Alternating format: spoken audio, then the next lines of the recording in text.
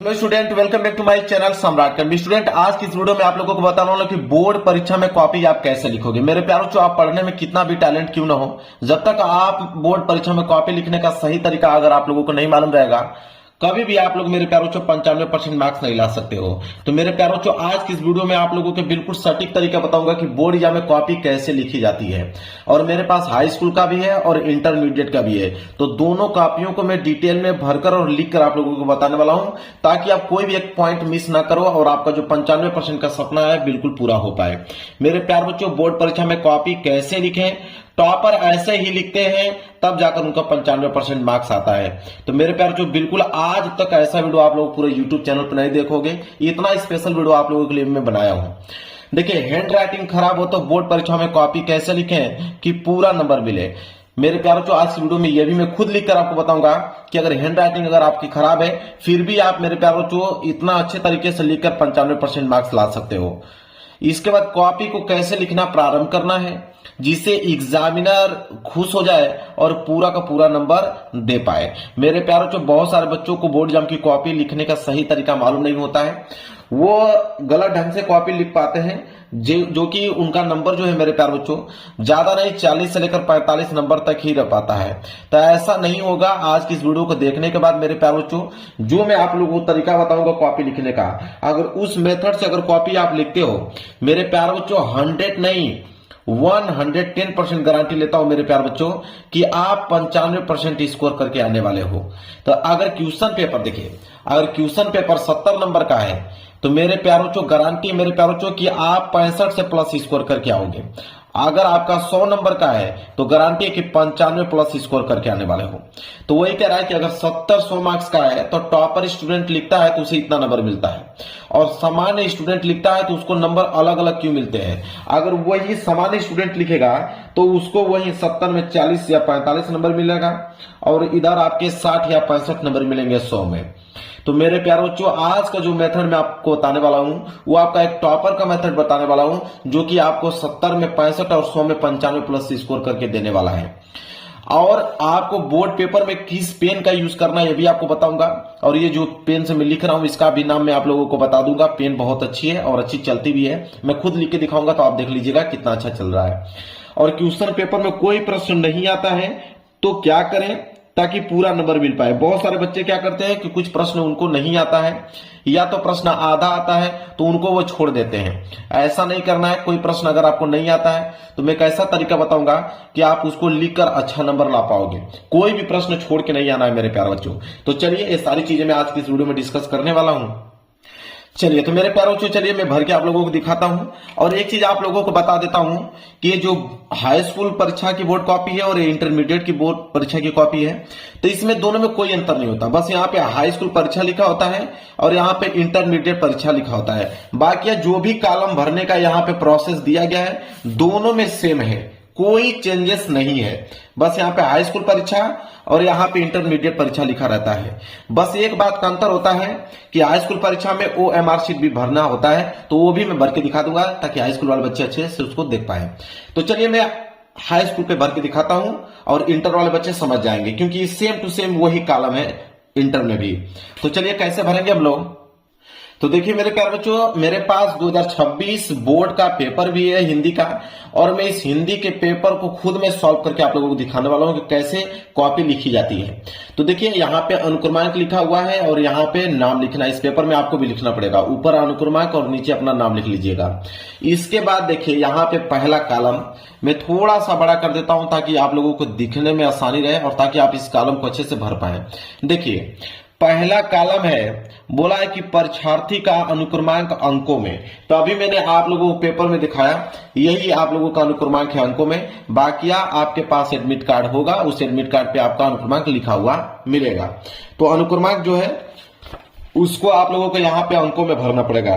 तो चलिए, जो अनुक्रमांक मैं भर देता हूं, 35 था, 20, 90, 45 और 87। देखिए, मैं डेमो के लिए भर के दिखा रहा हूं। आपका जो अनुक्रमांक होगा, आपका जो रोल नंबर होगा, वही आपको भरना है। ये तो मैं समझाने के लिए भर रहा हूं, ठीक है। आपका रोल नंबर अलग होगा। तो चलिए परीक्षार्थी का अनुक्रमांक अंकों में मैंने भर दिया। इसके बाद परीक्षार्थी का अनुक्रमांक शब्दों में, मतलब इसी को आप शब्दों में लिखिए। आप शब्दों में कैसे लिखा जाता है, जैसे ये 3 है तो आप यहां पे लिखोगे 3 है तो आप लिखिएगा 3, इसके बाद कामा लगा दीजिए। 3 के बाद 5 है तो आप लिखेंगे 5, इसके बाद आप लिखोगे 2। इसी तरह करके आपको पूरा लिखना है। 7, चलिए देखिए इसी तरह आप लोगों को लिखना है, जैसे 3, 5, 2, 0, 9, 0, 4, 5, 8 और 7। इस तरह लिखने के बाद एक बार मिलान कर लीजिए ताकि कहीं गलत तो नहीं हुआ है, तो ऐसे मिलान कर लेना है। तो परीक्षार्थी का अनुक्रमांक अंकों में और परीक्षार्थी का अनुक्रमांक शब्दों में, 2 कॉलम तो मैंने यहां पे भर दिया। इसके बाद तीसरा कॉलम है विषय एवं प्रश्न पत्र। तो विषय पहला पेपर आप लोगों का हिंदी है तो यहां पे लिखेंगे हम लोग हिंदी। और याद रहे इंटर वाले बच्चे जो है अगर वो सामान्य हिंदी लिए रहेंगे तो सामान्य हिंदी लिखेंगे और साहित्यिक हिंदी लिए रहेंगे तो साहित्यिक हिंदी लिखेंगे, इंटर वाले बच्चे। ये हाई स्कूल वाला पेपर है तो यहाँ पे विषय में हिंदी आपको डालना है। इसके बाद प्रश्न पत्र, तो प्रश्न पत्र में केवल डालना है, चाहे आप इंटर में हो चाहे आप हाई स्कूल में हो, कोई दिक्कत नहीं है। प्रश्न पत्र में केवल ही डालना, क्योंकि आप लोगों का पेपर सिर्फ एक ही होगा, मतलब हिंदी का एक होगा, केमिस्ट्री का एक होगा, विज्ञान का एक होगा, समझ रहे हैं। तो प्रश्न पत्र में केवल डालना है। इसके बाद है संकेतांक। प्रश्न पत्र पर अंकित संकेतांक, ये क्या होता है? संकेतांक का मतलब होता है पेपर कोड। ये जो पेपर कोड 801 HA दिया है इसे बोलते हैं पेपर कोड। तो यही इस कॉलम में आपको भरना होगा। 801 HA है तो लिखोगे 801 HA, इस तरह लिखना है आपको, कॉलम में भर लेना है। इसके बाद चौथा है परीक्षा का दिन। तो आपको मालूम है कि 18 फरवरी से आप लोगों का पेपर स्टार्ट है, तो उस दिन आप लोगों का जो है वो बुधवार है। तो परीक्षा का दिन में आप लिखोगे बुधवार है उस दिन, तो आप लिखोगे बुधवार। क्लियर है? चलिए इसके बाद परीक्षा की तिथि एवं पाली, तो 18 फरवरी से स्टार्ट है तो आप लिखोगे 18 तारीख, फरवरी का मतलब दूसरा महीना, और 2026। और पाली की अगर हम बात करें तो जो हाई स्कूल वाले बच्चे हैं वो डालेंगे प्रथम पाली। क्लियर है? और जो इंटर वाले बच्चे हैं वो डालेंगे द्वितीय पाली। लेकिन याद रहे एक चीज और बता देता हूं कि यहाँ पे जितने बच्चे इंटर में हैं और वह सामान्य हिंदी लिए हैं तो उनका पेपर भी सुबह ही है, ठीक है, तो वो प्रथम पाली ही डालेंगे। लेकिन जो साहित्यिक हिंदी लिए हैं उनका पेपर 18 तारीख को दोपहर को है तो वहां पे द्वितीय पाली डालेंगे। इस बात को भी मैं बता दिया हूं इंटर में। चलिए इसके बाद है केंद्र का नाम। तो केंद्र का नाम मतलब जहां पे आप लोगों का सेंटर गया है, जिस विद्यालय में बैठ के आप पेपर लिख रहे हो, अपना पेपर दे रहे हो, उसका नाम लिखना है, सेंटर कोड। ठीक है, तो सेंटर कोड अपना देख लीजिएगा कहां पे आप लोगों का सेंटर गया है। बाकी मैं यहाँ पे सम्राट अकेडमी अपने चैनल का नाम यहाँ पे लिख देता हूं, ठीक है। बाकी आप लोग देख लीजिएगा, एडमिट कार्ड पे लिखा हुआ मिलेगा कि आप लोगों का सेंटर कहां पे गया है, वही नाम आप लोगों को लिखना है। बस इतना ही कॉलम लिखना है। इसके बाद ये कक्ष निरीक्षक बनेंगे, इनको आपको छोड़ देना है। बस इतना ही आप लोगों को भरना है। हाई स्कूल में और इंटर में भी सेम यही कॉलम है। देखिए इंटर में भी सेम टू सेम यही है, लेकिन हाई स्कूल में एक OMR शीट मिल जाती है, उसको भी भरना पड़ता है। तो चलिए मैं इसीलिए OMR शीट भी लेकर आया हूं ताकि आपको भर के बता पाऊं।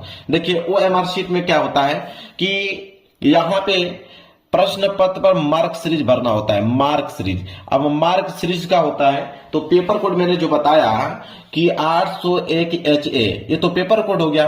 और मार्क सीरीज का मतलब होता है जो कोष्टक में HA दिया है इसको बोलते हैं मार्क सीरीज। और ये मार्क सीरीज का H जो है पहला अक्षर है और A जो है दूसरा अक्षर है, तो वही यहाँ पे भरना है। लिखा है कि पहला अक्षर, तो पहला अक्षर में हम लोग भरेंगे H, और इधर लिखा है दूसरा अक्षर में भरेंगे A। अब H है तो H को ढूंढ लीजिए, H कहाँ पे है, तो H को ढूंढने के बाद यहाँ पे आप लोगों को रंग देना। जैसे H है तो यहाँ पे H को रंग दोगे, क्लियर। A है तो A को यहाँ पे क्या कर दोगे, रंग दोगे, ठीक है। बस इतना काम करना है, यहाँ पे हो गया। इसके बाद परीक्षार्थी का हस्ताक्षर, जो भी आप सिग्नेचर करते हो यहाँ पे अपना सिग्नेचर कर लीजिएगा। यहाँ पे कक्ष निरीक्षक के हस्ताक्षर रहेंगे, इसको छोड़ दीजिएगा, आपके जो रूम में क्लास टीचर रहेंगे वो करेंगे। इसके बाद यहाँ पे केंद्र व्यवस्थापक की मोहर लगी रहेगी, इस कॉलम को छोड़ दीजिएगा, चित्रकला वाला है। नीचे आइएगा तो वही मार्क सीरीज, पहला अक्षर H था, दूसरा अक्षर A था, फिर यहाँ पे अपना सिग्नेचर कर लीजिएगा। इसके बाद इसको छोड़ दीजिएगा, कक्ष निरीक्षक करेंगे, यहाँ पे केंद्र व्यवस्थापक की मोहर लगी रहेगी और ये आपका चित्रकला वाला भरना होगा। बस इतना ही ओएमआर शीट है, बस हटा दीजिए इसको। अब मेन चीज आता है कि बोर्ड एग्जाम में कॉपी लिखोगे कैसे। ये तो आपने फ्रंट पेज भर दिया, तो बोर्ड एग्जाम की कॉपी लिखने के लिए इस पेज को आपको पलटना पड़ेगा। जब पेज को आप पलटोगे तो ये पहला पृष्ठ आपको देखने को मिलेगा, लेकिन ध्यान रहे मेरे प्यारे बच्चों कि ये लाइन में खींच के लेकर आया हूं। आप लोग जब पेपर देने जाओगे तो लाइनिंग यहाँ पे खींचा नहीं रहेगा, आपको खींचना पड़ेगा। तो जिस तरह मैं यहाँ पे डबल लाइनिंग खींचा हूं, आप भी स्केल की सहायता से स्केल लीजिएगा, इस तरह लाइनिंग आप लोगों को खींच देना हर एक पेज पे। तो लाइनिंग में खींच के लेकर आया हूं ऑलरेडी, आप लोग खींच लीजिएगा एग्जाम में। तो लाइनिंग खींचने के बाद आपको सबसे पहला जो काम करना है वो आपको ऊपर रोल नंबर लिखना है। सबसे मेन जो काम है मेरे प्यार बच्चों वो है आपका रोल नंबर का। हर एक पेज पे आपको रोल नंबर लिखना ही पड़ेगा ताकि आप लोगों का कोई भी कॉपी जो है वो बदल ना सके। रोल नंबर आपको लिखना ही पड़ेगा। अब देखिए मेरे प्यार बच्चों, यहाँ पे देखिए ये पेपर आप लोगों का है, क्लास 10th का पेपर है। तो इसमें क्लास 10th में क्या है मेरे प्यार बच्चों कि सबसे पहले ऑब्जेक्टिव क्वेश्चन आएगा और उस ऑब्जेक्टिव क्वेश्चन का आपको उत्तर ओएमआर शीट पे देना होगा। जैसे मैं एक एग्जांपल के लिए बता देता हूं, इसके बाद आप लोगों को खंड ब हल करके दिखाऊंगा जो कि हाई स्कूल इंटर दोनों के लिए लाभदायक होंगे। ठीक है, तो आप देखिए इसमें क्या हाई स्कूल में ओएमआर शीट पे करना होता है। 20 बहुविकल्पीय प्रश्न दिया है। जैसे पहला प्रश्न मान लीजिए दिया हुआ है कि शुक्ल युग के लेखक नहीं है, 4 ऑप्शन दिया है, शुक्ल युग के लेखक कौन नहीं है। तो सबको मालूम है इसमें कि भारतेंदु हरिश्चंद्र जी, जो भारतेंदु हरिश्चंद्र जी हैं शुक्ल युग के लेखक नहीं है। तो पहले का डी सही है, तो आपको ओएमआर शीट ले लेना है। ओएमआर शीट आपने ले लिया, पहले का डी सही है, तो पहले में डी जाने के बाद यहाँ पे आपको रंग देना है। पहले का डी इस तरह आपको कलर कर देना है और नीचे पहले का डी सही है तो यहाँ पे पहले का डी इस तरह आप लोगों को भर देना है। ठीक है, यही काम करना है मेरे प्यारों जो पूरा का पूरा 20 ऑब्जेक्टिव क्वेश्चन में। जैसे मान लीजिए पूस की रात कहानी के लेखक हैं, तो पूस की रात कहानी के लेखक तो मुंशी प्रेमचंद्र जी हैं, बी वाला सही है। तो बस यही काम करना है कि दूसरे का बी सही है तो आपको दूसरे में जाना है और बी वाले कॉलम को यहाँ पे अच्छे से कलर कर देना। इस तरह दूसरे का बी आपने रख दिया, इधर आपका दूसरे का बी है तो दूसरे का बी इस तरह लिख देना है। यही काम पूरा 20 को 20 बहुविकल्पीय प्रश्न में करना है। चलिए समझ में आ गया, कर लोगे, कोई दिक्कत नहीं है। खंड ब मेन चीज होता है यहाँ से खंड ब, इसको आपको बोर्ड एग्जाम की कॉपी पे लिखना होता है और एग्जामिनर इसको देखकर नंबर आप लोगों को देगा। ठीक है, अब खंड ब कैसे हल करते हैं उसको देखिए। यहां से इस तरह करेंगे स्टार्ट, ये आपका पहला पेज हो गया स्टार्ट। अब आप देखिए ध्यान से एक चीज, अब मेरे प्यारे बच्चों यहाँ पे मैंने स्केल से लाइनिंग खींचा हुआ है। आपके जो कॉपी आएगा बोर्ड पेपर का तो उसमें आप लोगों को लाइनिंग खींचा नहीं रहेगा, आपको स्केल की सहायता से आपको खींचना पड़ेगा। तो आप स्केल की सहायता से यहाँ पे लाइनिंग खींचिएगा। ठीक है, मैं ऑलरेडी खींच के लेके आया हूं, फिर भी मैं खींच देता हूं। आपको खींचना पड़ेगा हर एक पेज पे लाइनिंग, आपको डबल लाइनिंग खींचना पड़ेगा जिस तरह मैंने खींचा है। इसके बाद लाइनिंग खींचने के बाद मैं आपको बताता हूं जो चीज उसको पहले नोट कीजिए। आपको एक काम करना है कि हर एक पेज पे आपको अपना रोल नंबर लिखते चलना है। हर एक पेज पे आपको रोल नंबर लिखते चलना है ताकि आपकी कॉपी कोई भी बदल ना सके। ठीक है, तो रोल नंबर हर एक पेज पे आपको लिखते चलना है। क्लियर है, और यहाँ पे लाइनिंग इसलिए खींची जाती है कि क्योंकि कॉपी जब चेक होता है आपका तो नंबर यहाँ पे कैलकुलेट किया जाता है। तो यहाँ पे आप लोगों का नंबर जो है कैलकुलेट किया जाता है, इसलिए लाइन खींचना बहुत ही ज्यादा कंपलसरी है। क्लियर है, अब देखिए कैसे हम लोग यहाँ से प्रश्न को करेंगे। अब हमें खंड ब करना है, खंड ब वर्णनात्मक प्रश्न। तो आपको मेरे प्यारों को यहाँ पे हेडिंग डालनी पड़ेगी, खंड ब वर्णनात्मक प्रश्न। ठीक है, तो यहाँ पे एक हेडिंग आप डालोगे यहाँ पे कि खंड ब, ये आपकी पहली हेडिंग रहेगी खंड ब। ठीक है, इस तरह आपने हेडिंग बना लिया। अब स्केल की सहायता से आपको इसके नीचे अंडरलाइन करना पड़ेगा। ठीक है, स्केल की सहायता से आपने अंडरलाइन कर दिया।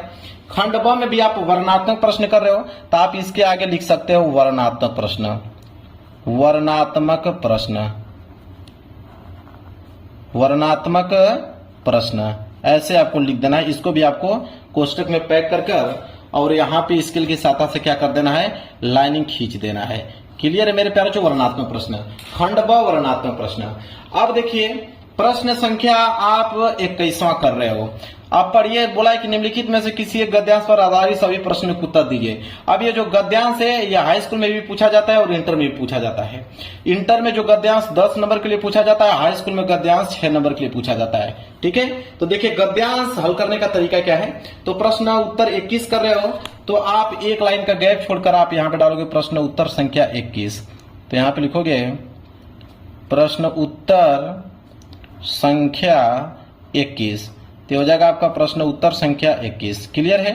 अब क्या करोगे, स्केल की सहायता से इसके नीचे क्या कर दोगे, अंडरलाइन कर दोगे, ताकि दिखने में जो है बेहद अच्छा लगे। प्रश्न उत्तर संख्या 21 आपने नहीं डाल दिया।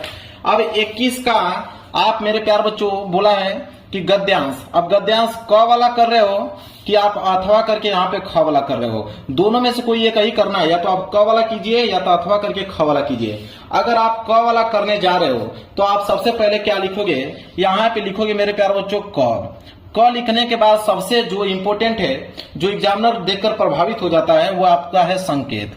तो आप यहाँ पे डालोगे संकेत। ठीक है, संकेत का मतलब क्या होता है उसको समझिए। संकेत लिखा कैसे जाता है उसको जानिए। संकेत के नीचे यहाँ पे आपको स्केल की सहायता से लाइन खींचना पड़ेगा। संकेत कैसे लिखा जाता है उसको समझिए। अगर आप क वाला कर रहे हो, क का संकेत लिखना है तो आप शुरू के कुछ लाइन, जैसे कुसंग का ज्वर यहां से उठा लो, कुसंग का ज्वर, इतना लाइनिंग आप शुरू का उठा लो। तो यहाँ पे लिखोगे मेरे प्यारे बच्चों कि कुसंग का ज्वर, कुसंग का ज्वर, यहाँ पे शुरू का आपने लाइन यहाँ पे लिख दिया कुसंग का ज्वर। ठीक है, इसके बाद आप लिखोगे डॉट डॉट डॉट डॉट करते जाओगे। अब इसके बाद क्या लिखोगे, लास्ट की लाइन। लास्ट की लाइन क्या है, ले जाएगी। लास्ट की लाइन क्या है मेरे प्यारे बच्चों, ले जाएगी। तो आप लिखोगे ले जाएगी, यह लास्ट की लाइन है। इसके बाद यहाँ पे हो जाएगा खड़ी पाई। अब इससे क्या होगा, एग्जामिनर को समझ में आ जाएगा आपने कौन सा गद्यांश किया हुआ है। तो कुसंग का ज्वर डॉट डॉट ले जाएगी। क्लियर है। अब देखिए, अब यह गद्यांश है और इस गद्यांश के नीचे 3 प्रश्न है, पहला, दूसरा, तीसरा। तो पहला वाला प्रश्न करने जा रहे हो तो आप मेरे पास एक लाइन का गैप छोड़ के आप लिखोगे यहाँ पे पहला वाला प्रश्न।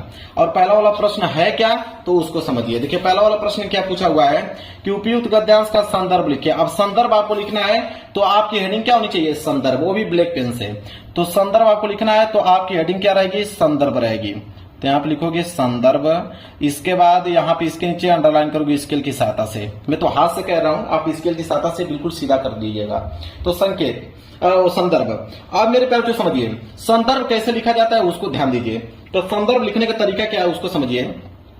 संदर्भ में 2 ही चीज लिखा जाता है कि किस चैप्टर से लिया गया है और इसके लेखक कौन है। तो उसको लिखने का तरीका क्या है, लिखेंगे हम लोग कि प्रस्तुत गद्यांश, क्योंकि गद्यांश है तो आप लिखोगे प्रस्तुत गद्यांश। प्रस्तुत गद्यांश हमारी पाठ्य पुस्तक, प्रस्तुत गद्यांश हमारी पाठ्य पुस्तक, हमारी पाठ्य पुस्तक।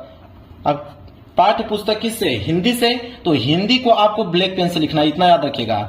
ठीक है, आपको हिंदी को क्या करना है, ब्लैक पेन से लिखना है और सिंगल इन्वर्टेड कॉमा के अंदर क्लोज कर देना है। तो प्रस्तुत गद्यांश हमारी पाठ्य पुस्तक हिंदी के गद्य खंड में संकलित, क्योंकि गद्य खंड है यह, तो लिखेंगे हिंदी के गद्य खंड में संकलित, गद्य खंड में संकलित। अब किस चैप्टर से लिया गया है तो देखिए, जब इसको आप पढ़ोगे कि कुसंग का ज्वर सबसे भयानक होता है, ये केवल नीति और सद्विधि का विनाश नहीं करता बल्कि बुद्धि का भी क्षय करता है। और किसी युवा पुरुष की संगति, अब जैसे आप संगति के बारे में पढ़ोगे आपको समझ में आ जाएगा कि यह जो है मेरे प्यार बच्चों वो जो है मित्रता चैप्टर से लिया गया है। तो मित्रता चैप्टर से लिया गया है तो आप लिखोगे कि गद्य खंड में संकलित मित्रता चैप्टर। अब चैप्टर का नाम मित्रता है तो उसको ब्लैक पेन से लिखोगे कि मित्रता। अब यहां से सिंगल इन्वर्टेड कॉमा के अंदर क्लोज कर दोगे। मित्रता नामक पाठ से लिया गया है, मित्रता नामक पाठ से लिया गया है, लिया गया है। ठीक है, जिसके लेखक लिखोगे कि जिसके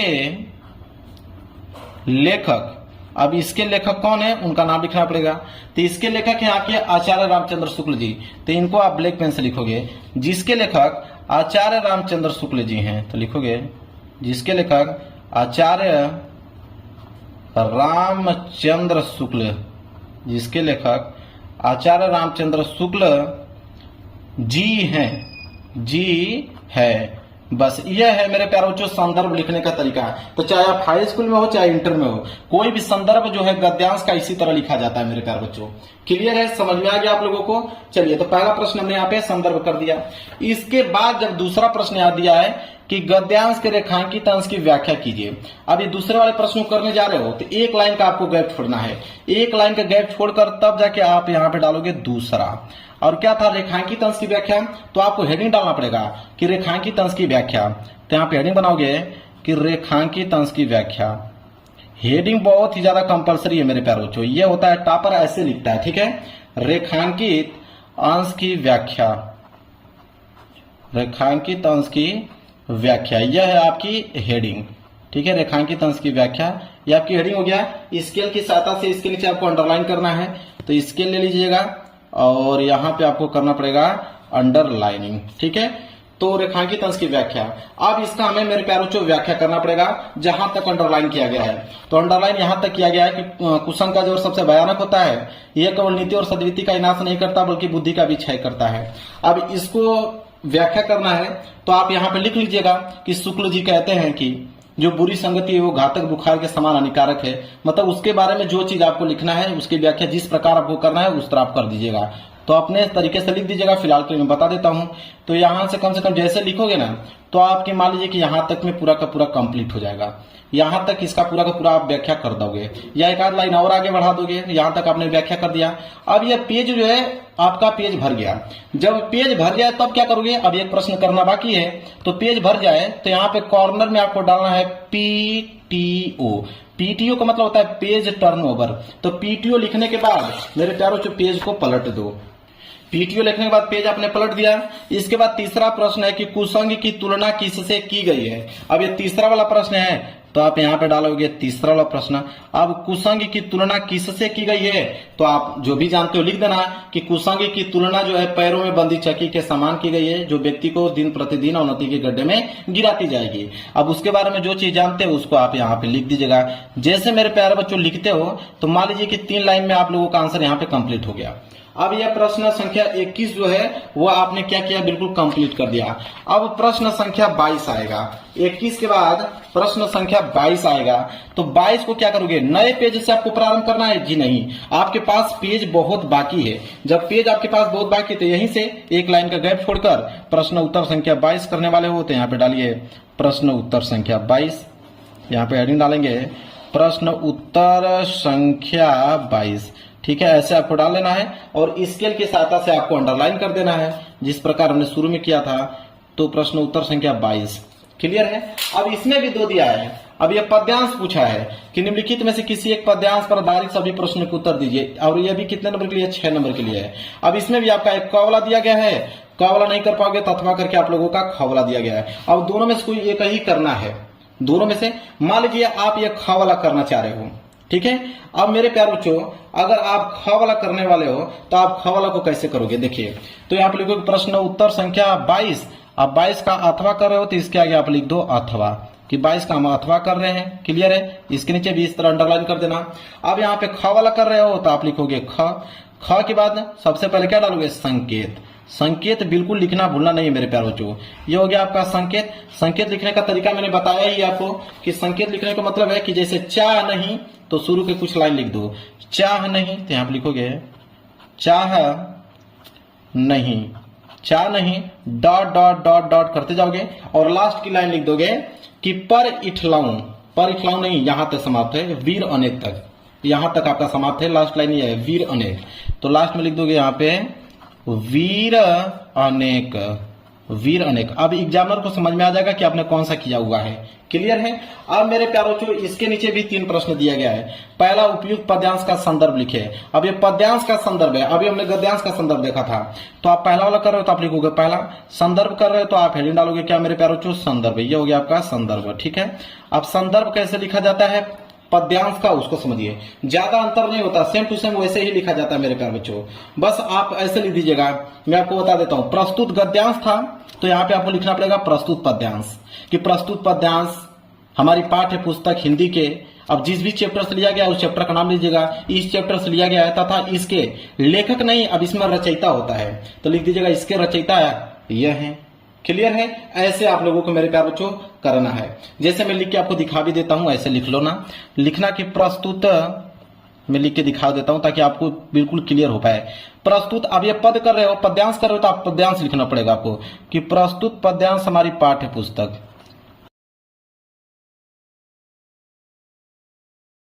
पुष्प की अभिलाषा चैप्टर से किससे लिया गया है? पुष्प की अभिलाषा। तो आप लिखोगे पदखंड के पुष्प के अभिलाषा, पुष्प की अभिलाषा नामक पाठ से,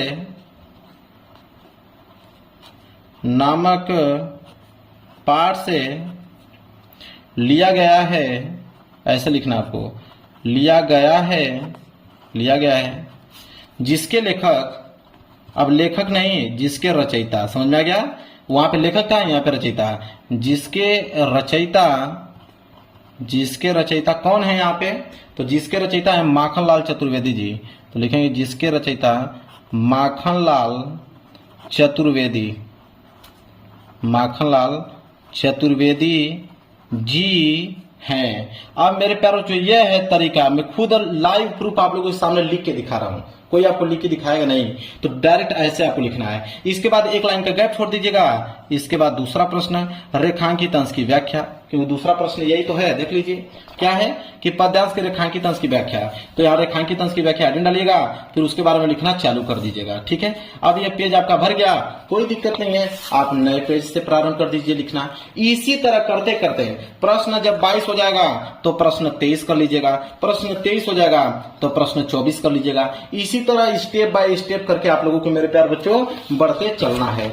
अब मेरे प्यार बच्चों मैं आपको एक चीज बता देता हूं, जैसे समझिए, अब मैं आपको बताने वाला हूं जैसे जीवन परिचय। बहुत सारे बच्चे जीवन परिचय में कंफ्यूज होते हैं कि जीवन परिचय आखिरकार लिखें कैसे। तो मैं आपको बता देता हूं, जैसे 26 का क और 26 का ख दोनों जीवन परिचय है। एक लेखक का जीवन परिचय है, एक कवि का जीवन परिचय। मान लीजिए कवि का जीवन परिचय लिख रहे हो तो 26 का क करने वाले हो तो देखिए आप सबसे पहले हेडिंग डालोगे। देखिए जीवन परिचय लिखने का तरीका क्या है उसको भी समझ लो। तो यहां लिखोगे आप लोगों को प्रश्न उत्तर संख्या, प्रश्न उत्तर संख्या 26 का क। तो आप लिखोगे प्रश्न उत्तर संख्या 26 का क। इसके बाद स्केल की सहायता से अंडरलाइन करोगे। चलिए स्केल ले लिया मैंने, और यहाँ पे क्या करोगे मेरे प्यारों बच्चों? अंडरलाइन। स्केल की सहायता से क्या करोगे? अंडरलाइन कर दिया है आपने प्रश्न उत्तर संख्या 26 का क। ठीक है, यहां तक समझ आ गया। अब देखिए यहाँ पे 26 का क, अब इसमें आचार्य रामचंद्र शुक्ल का कर रहे हो कि डॉक्टर राजेंद्र प्रसाद का, कि पद्मलाल पूनालाल बख्शी का, कि रामधारी सिंह दिनकर का। मान लीजिए आप पहला वाला कर रहे हो आचार्य रामचंद्र शुक्ल जी का, तो आप यहाँ पे डालोगे पहला। और आचार्य रामचंद्र शुक्ल जी का कर रहे हो तो आप लिखोगे यहाँ पे कि आचार्य रामचंद्र शुक्ल। ठीक है, ताकि एग्जामिनर को समझ में आ जाएगा कि हाँ आपने पहला वाला किया है आचार्य रामचंद्र शुक्ल जी का। इसके बाद यहाँ पे मेरे प्यारों को लिखोगे जीवन परिचय। क्या लिखोगे? जीवन परिचय। यहाँ पे हेडिंग डालोगे जीवन परिचय। ठीक है, अब देखिए ये आपकी हेडिंग हो जाएगा जीवन परिचय। और जीवन परिचय लिखने से पहले आपको कॉर्नर में यहाँ पे लिखना पड़ेगा संक्षिप्त परिचय। यहाँ पे कॉर्नर में आपको लिखना पड़ेगा संक्षिप्त परिचय। एग्जामिनर जो होता है संक्षिप्त परिचय को ही देखकर आप लोगों को नंबर दे देता है, क्योंकि उसके पास इतना समय नहीं रहता कि पूरा आपका जीवन परिचय चेक करे। संक्षिप्त परिचय में क्या क्या लिखना जरूरी होता है? आप लिखिए नाम, नाम लिखिए। इसके बाद लिखिए यहाँ पे जन्म कब हुआ था। ठीक है, जन्म। इसके बाद आप लिखिए जन्म स्थान, कि किस स्थान पे उनका जन्म हुआ था। क्लियर है? पिता का नाम है तो पिता का नाम लिखिए, माता का नाम मालूम है तो माता का नाम यहाँ पे लिखिए, पिता का नाम, माता का नाम लिखिए। ठीक है, और यहाँ पे आप लिखेंगे, यहाँ पे शिक्षा लिख दीजिएगा कि कौन सी शिक्षा उन्होंने ग्रहण किया। इसके बाद आप लिखोगे मृत्यु, और मृत्यु के बाद लिखोगे रचनाएं। ये आपको लिखना है मेरे प्यार बच्चों संक्षिप्त परिचय में। यहाँ पे संक्षिप्त परिचय में लिखने के बाद मेरे प्यार बच्चों आपको इस तरह स्केल की सहायता से यहाँ पे इस तरह बॉक्स में इसको आपको फिलअप कर देना है। बॉक्स में फिलअप करने के बाद अब यहाँ से लिखना आप प्रारंभ करोगे कि आचार्य रामचंद्र शुक्ल का जन्म 1884 ईस्वी में, जो भी चीजें हैं उनका पूरा का पूरा यहाँ से जीवन परिचय लिखना, इस तरह आपको चालू करोगे। और एग्जामिनर जो है आप लोगों का यहीं से नंबर आप लोगों का संक्षिप्त परिचय से ही दे देगा। तो ये जीवन परिचय लिखने का तरीका क्लियर है। अब आपके पेपर में कुछ बचा ही नहीं है। अब इसी तरह प्रश्न 27 कर दीजिएगा, प्रश्न 28 कर दीजिएगा, प्रश्न 29 कर दीजिएगा। इसी तरह आप लोगों को करते चलना है। ऐसे करोगे मेरे प्यारे बच्चों, और हर पेज पे रोल नंबर आपको लिखना है। एक नंबर एग्जामिनर नहीं काट सकता है मेरे प्यारे बच्चों, पूरा का पूरा नंबर देगा। वीडियो पसंद आए तो वीडियो को लाइक कर देना, चैनल पर नए हो तो चैनल को जरूर सब्सक्राइब कर लेना। मिलेंगे एक प्यार से नेक्स्ट वीडियो में, तब तक के लिए धन्यवाद।